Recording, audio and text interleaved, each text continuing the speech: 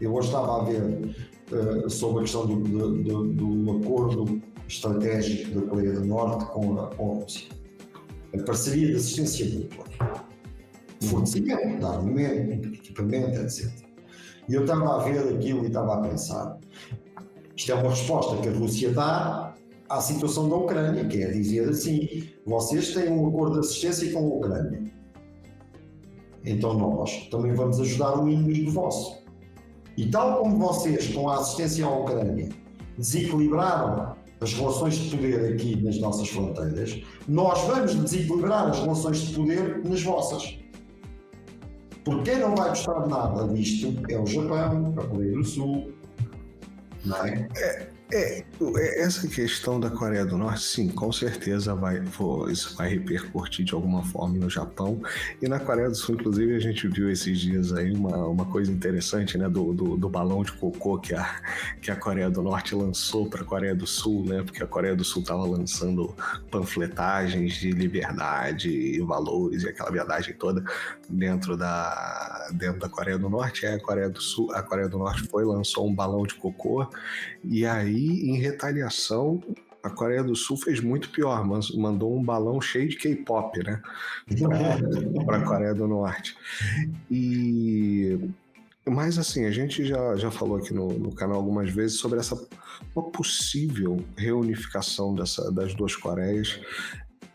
Inclusive eu achei muito interessante que há pouco tempo atrás no Facebook me deu uma recordação, se não me engano, de 2017, que era o Kim Jong-un e o presidente ou o primeiro-ministro, sei lá qual é o cargo. Era o primeiro-ministro anterior a este, da Coreia do Norte. Quando eles se encontram na zona desmilitarizada, né, e apertam mãos e cada um pula pro lado do outro, então já mostra, naquele momento ali, mostrava que já existia uma linha, né, um caminho de reconciliação. Não necessário uma reunificação, que eu acho que seria muito difícil. Reabrir o contato. E há pouco tempo atrás, talvez na faixa de 1 ano e meio, eu li uma matéria de que estava sendo inaugurada, estava sendo finalizada a primeira estrada de conexão direta entre os dois países. Já há uma linha férrea também. E também há uma linha férrea que liga as duas capitais. Agora, os Estados Unidos quebraram isso, porque o primeiro-ministro que veio a seguir a esse é um neoliberal, pró-americano, anti-chinês, e o que ele fez foi o contrário disso tudo. Foi hostilizar. Mas eu estava a ver aquilo e estava a pensar, de facto, um país estar na ofensiva é muito importante. E a Rússia está hoje na ofensiva. A China está na ofensiva.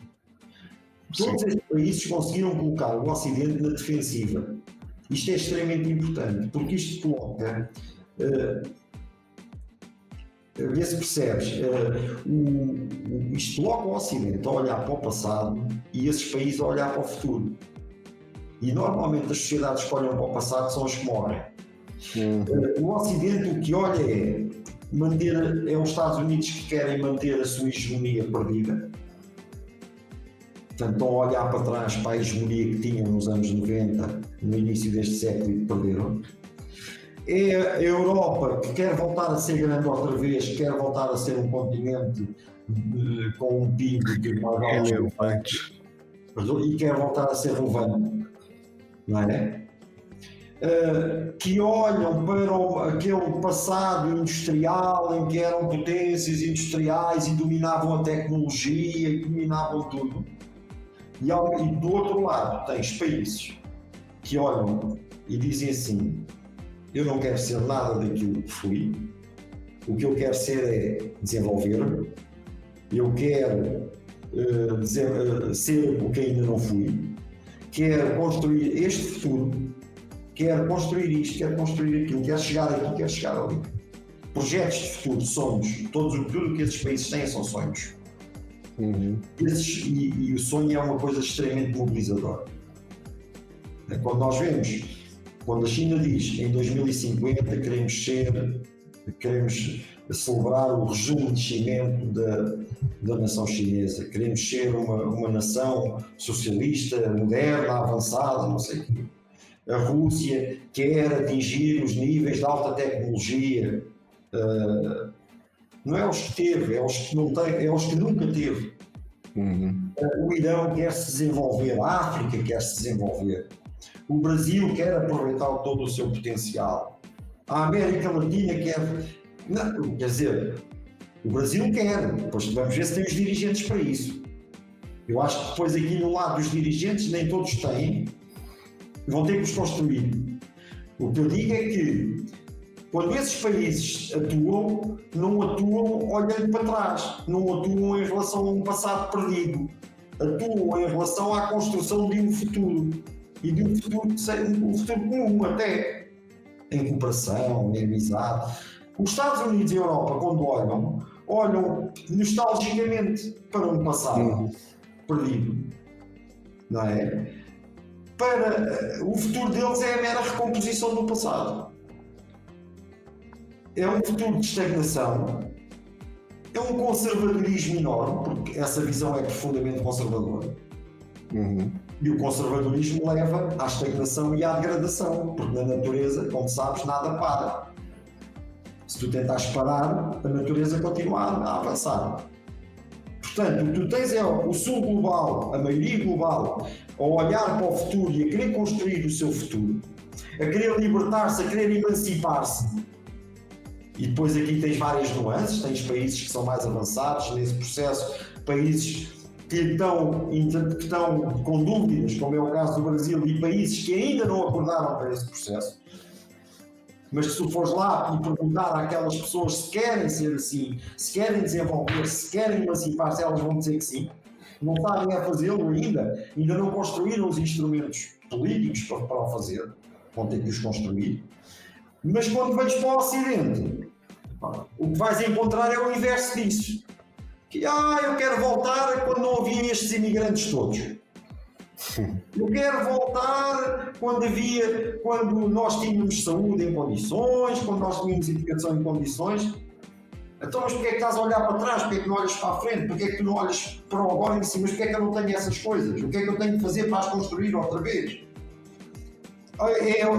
Do ponto de vista da elite, que era tão bom quando eu matava no mundo todo. Tenho que voltar para aí. A elite, já na minha visão, ela é a força motriz desse pensamento, né? Porque a elite, ela já está na posição confortável.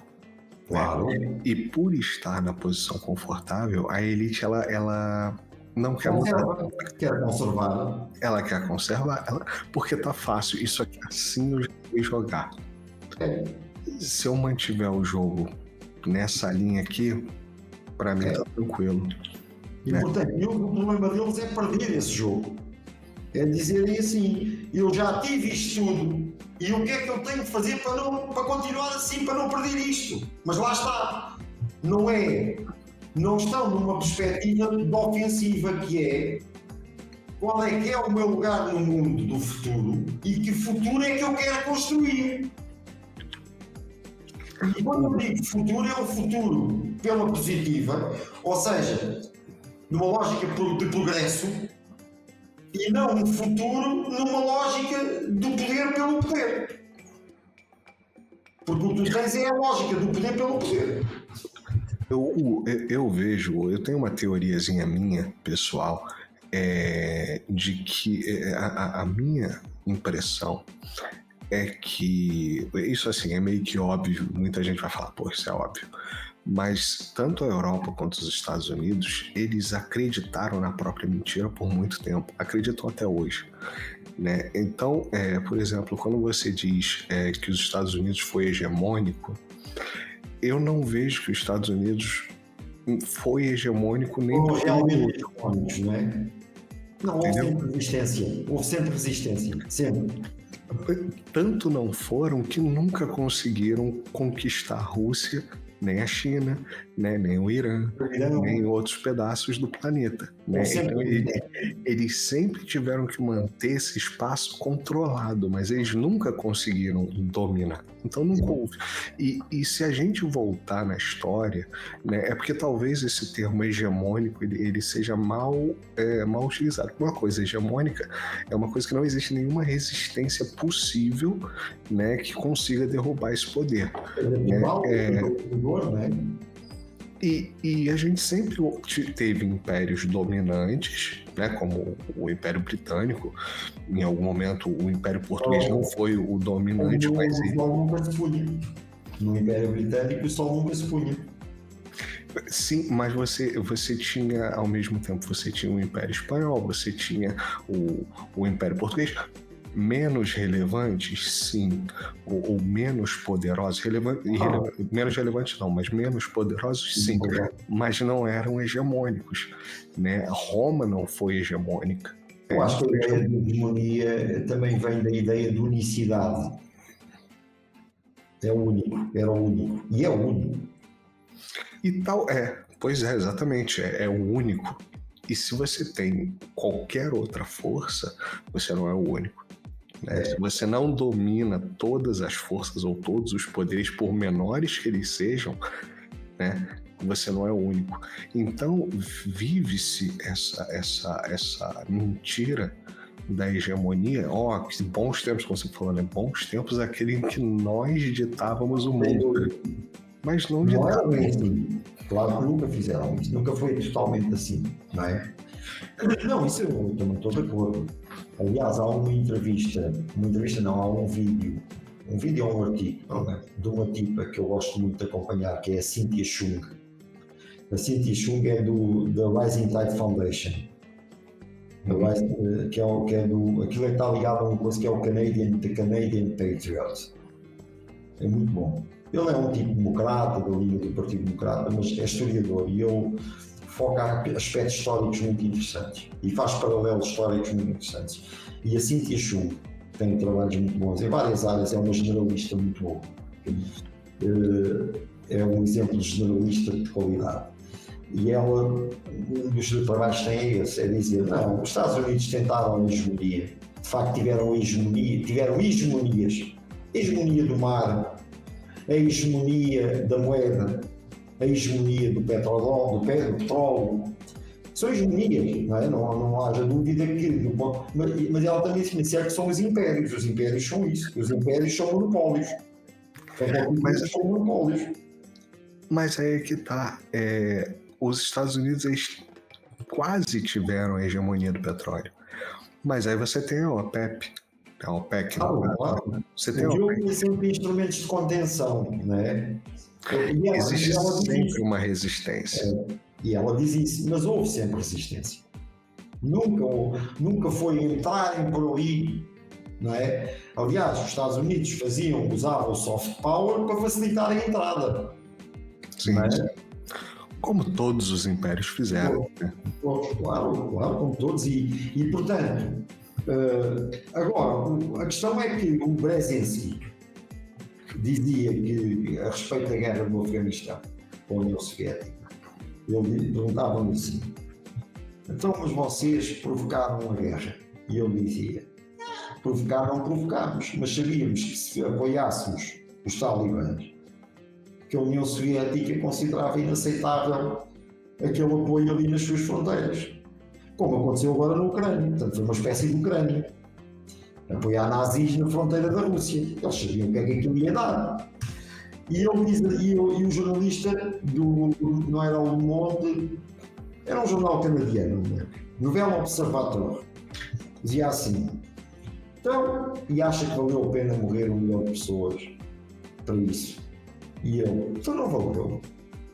Já viu o que é esse 1 milhão de pessoas mortas à vista da queda da União Soviética? E à vista de conseguirmos colocá-los na defensiva. Ora, o que permitiu aos Estados Unidos ter essa noção de hegemónica, tentar ser um hegemónico, lá está, eu estou de acordo contigo, eles nunca conseguiram ser, mas eles tentaram ser, e tentam hoje ser. ser o hegemon, ser a civilização, os donos da civilização liberal. Todos os países têm que funcionar nesta lógica. Os países são divididos por níveis. Temos os da finança, os do FIRE, depois temos os industriais, depois temos os que fornecem commodities e alimentos. E portanto, uns têm mais dinheiro que os outros, porque Deus fez os ricos e os pobres e não há nada a fazer. E os Estados Unidos tentaram ser esse hegemon, não é? E o que ele diz é que só conseguiram porque conseguiram colocar-se na ofensiva e colocar o seu principal inimigo na defensiva. Enquanto a União Soviética começou a correr atrás do prejuízo, não é? E começou a ter problemas graves de dinheiro por causa da história da guerra, os Estados Unidos começaram a ter o efeito, o dinâmico inverso. Ora, o que é que acontece hoje em dia com a China, com a Rússia, com o Irão, na minha opinião? É a mesma coisa. Esses países conseguiram colocar o Império Ocidental na defensiva, em que, enquanto eles estão a falar em business, desenvolvimento, cooperação, novos mercados, novas tecnologias, o Ocidente está a falar em contenção da China, contra a ameaça aguda da Rússia, impedir a expansão da Rússia, impedir a expansão da China, impedir a influência do Irão, ou seja, sempre numa lógica de resistência, colocou-se numa situação de resistência. Sim, eles estão a vir aí, deixam-me lá tapar, aí depois para cima, para os carros chineses não entrarem, mas os carros chineses existem e são muito bons. E as pessoas querem comprá-los porque são mais baratos. Ai, mas não pode ser! E há uns anos o que tu tinhas era ao contrário. Eram os chineses, os russos, a fecharem-se para as nossas coisas não entrarem lá. Portanto, esta dinâmica inverteu-se e isso para mim é uma vitória absolutamente brutal. Acho que aceleram muito com a história da Ucrânia. E eu, quando hoje olho para esta ação da Rússia com a Coreia Popular, eu pensei nisso. Sim, foi mais um ato de ofensiva, tal como foi aquele dos submarinos em Cuba. A mostrar assim, vocês põem mísseis nucleares na Roménia e nós também os podemos ter aqui em Cuba. Vejam lá se gostam. Aliás, hoje o McGregor, hoje ou ontem à noite, o McGregor comentou no Twitter que a Marinha Russa estava já quase nos limites das águas internacionais das águas nacionais de Miami. Assim, né? Miami. Miami. Até porque Cuba e Miami são poucos quilômetros. Miami é 70 quilômetros, 180 quilômetros, ok. Uma coisa assim.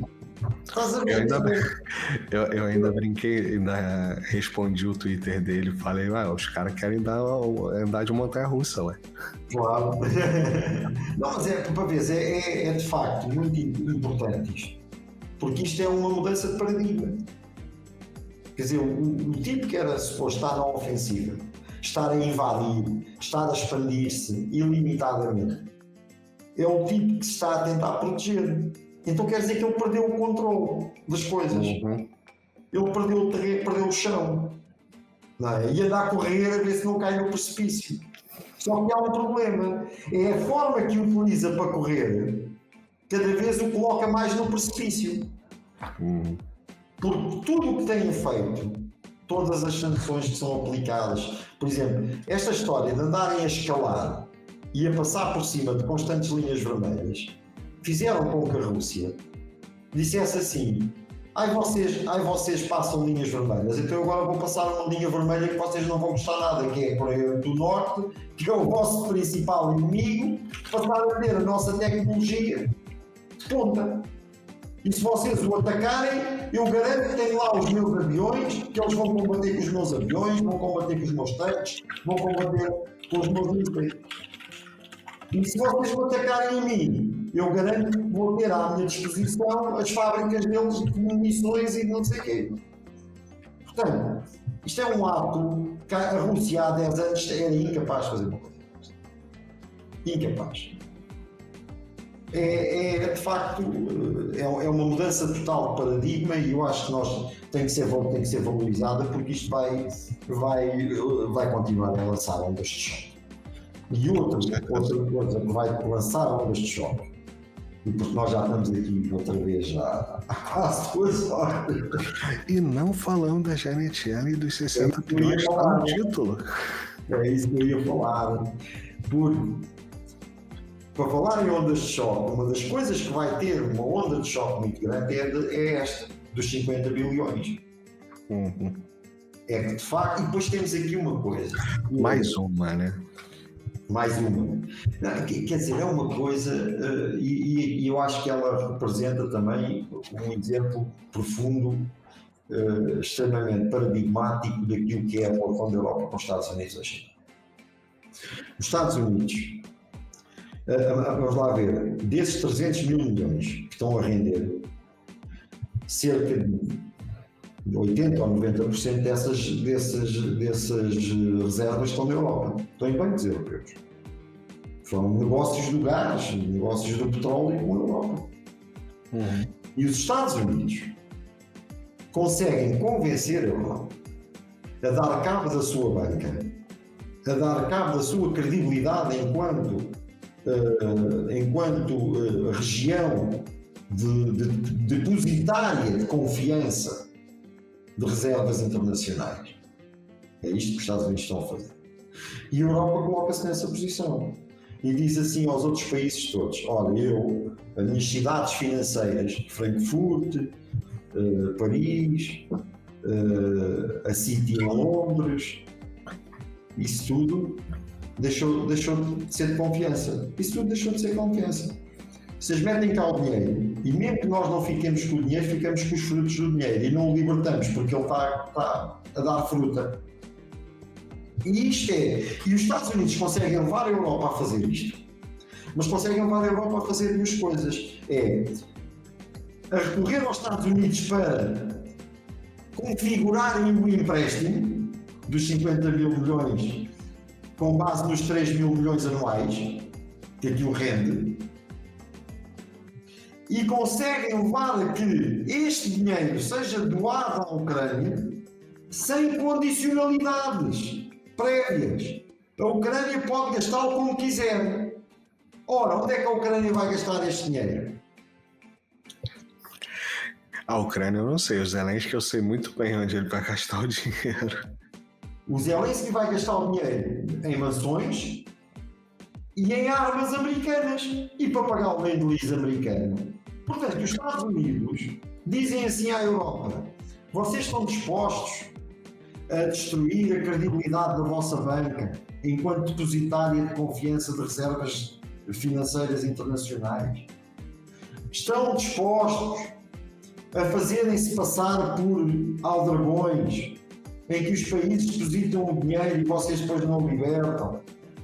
Estão dispostos a mandar uma mensagem à Rússia de que tão cedo não vão libertar esse dinheiro mesmo que a guerra acabe? Porque não pode ser, porque vai ter que estar a render os juros para pagar o empréstimo que agora fizemos. E a Europa, que sabe que o resultado disto é os países começarem a retirar ainda em maior velocidade as reservas que já estão a retirar, que o euro poder entrar em círculo descendente. E a Europa diz que sim. Mas mais do que isto, é que, não contentes os Estados Unidos no G7, fizeram saber a quem direito que não desistiram dos 300 mil milhões. Que o que eles querem é os 300 mil milhões. Eles por agora estão contentes com esta migalha, mas o que eles querem é o bolo todo. E a Europa entra nisto. Mas, Hugo, essa história para mim tá muito esquisita. Tá muito esquisita. Sabe por quê? Quando começou essa coisa de congelarem os fundos russos, né? Há 2 anos atrás, isso, né? Quando começou essa história, os fundos eram 320 bilhões, mil milhões de euros. Aí depois saíram umas notícias de que eles só tinham conseguido Tinham sido repatriados fundos, não é? É disso que vais falar. 30 mil milhões. Que os russos tinham perdido os seus e os europeus tinham perdido também os dos russos. Ninguém estava encontrando dinheiro, ninguém estava conseguindo tracionar o dinheiro. Na época, eu lembro de ter ouvido uma análise do Alexander Mercury, que é um advogado, mas que já lidou com esse mundo, né, de financeiro, né, de bolsa. Eu digo também. E na época, ele falou o seguinte, ele falou, olha, cara, não é difícil você dar tuas cambalhotas e fazer esse dinheiro voltar para dentro do teu país, mesmo ilegalmente. É que não volta. Você vende aqui, compra ouro ali, cambalhota, passa para a Turquia, da Turquia passa para a China. É alavanca. Por exemplo, no banco africano, aquele banco africano que eles têm, que está ligado ao Banco Mundial, no Banco Africano de Fomento, eu não lembro o nome. Não. Eles é assim, os europeus mandam para lá 20 mil milhões e aqueles 20 mil milhões são transformados em 160, 180 mil milhões. São alavancados, como eles dizem. Porque depois em cima daquilo fazem futuros derivados disto e daquilo. Em cima das colheitas, em cima de tudo aquilo que aquilo vai apoiar. E aquele dinheiro passa a ser não sei quanto. E portanto, eu também me lembro dessas notícias, que só havia 30 mil, só encontravam 30 mil milhões. Que os russos pensavam que tinham lá não sei quanto e afinal também não tinham lá o que é que pensavam que tinham, porque alguém tinha repatriado para a Europa. Portanto, eu na altura até disse assim, isto deve ter sido um negócio, desenvolvi uma teoria minha que era, isto deve ter sido negociado entre eles. Ou seja, deve ter sido um acordo de bastidores, por debaixo do tapete. Assim, olha, manda lá o meu que eu mando o teu. E portanto fizeram ali um swap. Mas, como isto não pode ser sabido, porque isto vai muita gente presa, teria aqui muita gente presa, se fosse verdade, quer de um lado, quer do outro. O que fazem é isto que tu estás a dizer, alavancam o que falta com esta lógica e em vez de meterem a mão no dinheiro, fazem os empréstimos, fazem um empréstimo em cima de um suposto dinheiro que não existe. Pensando que com a alavancagem vão pagar perfeitamente possível.